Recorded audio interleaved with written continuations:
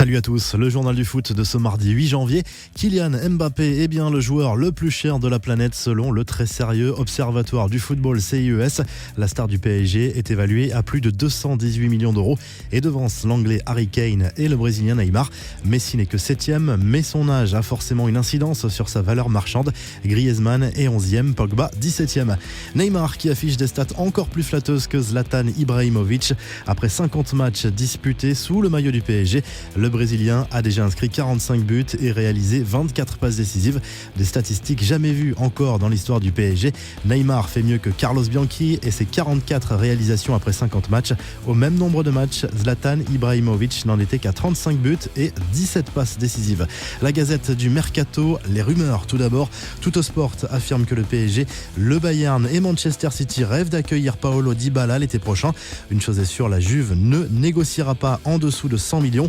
Arsène Wenger, lui, serait dans le viseur du Qatar pour devenir sélectionneur et préparer le mondial 2022. C'est une information de France Football. Le Real Madrid a présenté lundi sa nouvelle recrue, Brahim Diaz, acheté 17 millions hors bonus à Manchester City.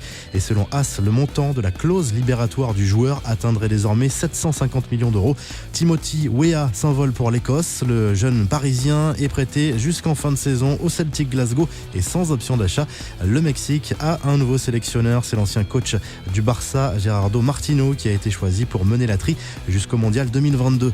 Quelques infos en bref et en images. Voici l'équipe type à mi-saison en Ligue 1 désignée par les fans et dévoilée par la LFP.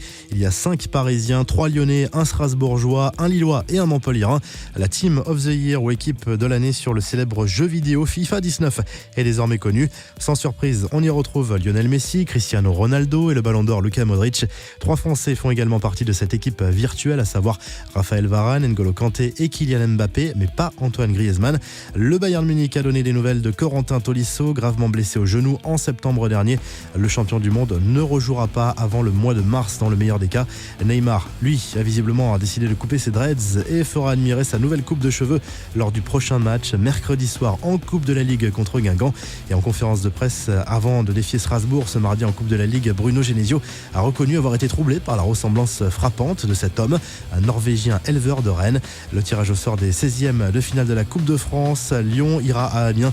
Monaco recevra Metz. Le PSG affrontera le vainqueur de Grenoble-Strasbourg. Le Petit Poucet, Viry-Châtillon recevra Caen. Les matchs sont prévus dans 2 semaines. On termine avec la traditionnelle revue de presse. Didier Deschamps est à la une de France Football ce mardi. Le sélectionneur des Bleus, élu coach de l'année par le magazine, évoque notamment le cas Kylian Mbappé que certains considèrent comme arrogant.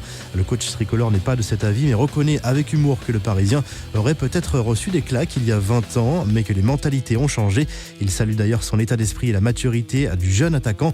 En Italie, le Corriere dello Sport évoque le mercato. L'Inter Milan rêve d'accueillir Luka Modric et Toni Kroos, alors que le Real Madrid vise Mauro Icardi.